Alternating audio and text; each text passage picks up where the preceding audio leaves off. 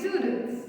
I hope you all are fine at home and taking care of your health. So we're back with our science class, and which chapter were we doing? We were doing chapter number 13, different types of houses. Now, very quickly, let us revise what we learned in the previous class. So, in the previous class, we learned about tent. That is the last temporary house. Okay? हमने tent के बारे में पढ़ा था that some houses are made up of canvas, which is a cloth, and they are called tents. They can be easily folded and carried away also. Tents are mainly used by the mountaineers and the people, and also by people during camping. Okay, हमने ये पढ़ा था. Then we studied about permanent houses. That is, the houses that are fixed at one place are known as permanent houses. Now, most people in the cities live in permanent houses, and then we learned about multi-story building and bungalows. Okay, so what were the multi-story buildings? This is known as the multi-story building. There are many floors in it. Then we learned about the bungalows. Okay, so today we will learn about some special houses. Okay, now why they are special? Let us find out. All houses are made according to the place where they are located. Now the first special house is igloo. What is igloo? Some people live in polar regions. Okay, polar regions are very cold and it is full of snow. Now can you imagine हम कैसे इस flats बना सकते हैं उसमें? क्या हम उसमें बंगलोज बना सकते हैं? No, right? So what we make? These places are covered with snow. So they make houses of snow to live in. These houses are called igloos. Now see, in such kind of places, they don't get cements, they don't get wooden sticks also easily, they don't get bricks also. So how will they live and how will they survive? Isn't it? So because of which they make igloos. Now I'll show you the picture of igloo. See, this is how an igloo looks like. Okay, it is made up of snow. And as you can see, it's very small. It's not that big. So they are living in this. It's a small entrance through which they can enter. Okay? This is known as what? Igloo. And where do we find it? In the polar regions where it is covered with snow. Now, the next one is stilt house.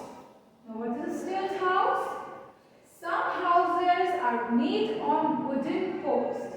Okay, there are some houses जो wooden posts से बने होते हैं. The base of such houses is quite high from the ground level. जो आपका normal ground level होता है, हमारी जो ज़मीन होती है, उसी पे बनते हैं buildings, उसी पे bungalows बनते हैं. But in the stilt houses, it is what that the base is get a little higher. Okay, it is on a little height. For example, I'll show you. See, this is how a stilt house looks like. You can see it is made up of wood and it is on height. आपको दिख रहा है height पे बना है.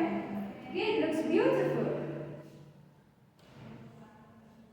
So this is made up of.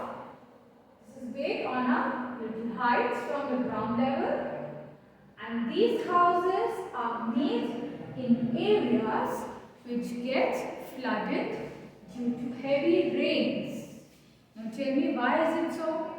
Why do people from such areas make stilt houses? Now, whenever it rains heavily or whenever there is floods, what do we see? कि flood के वजह से जो बहुत strong force होता है पानी का, तो घर भी बह जाते हैं. Even the houses get destroyed. So protected from this, they make such stilt houses. Why? Because they are on a certain height. वो थोड़े height पे हैं, तो पानी का flow इतना easily वहाँ पे पहुँचेगा नहीं, and वो easily destroy नहीं होगा. Is it clear? That is why we make stilt houses in such areas. Now the materials to build houses. Okay?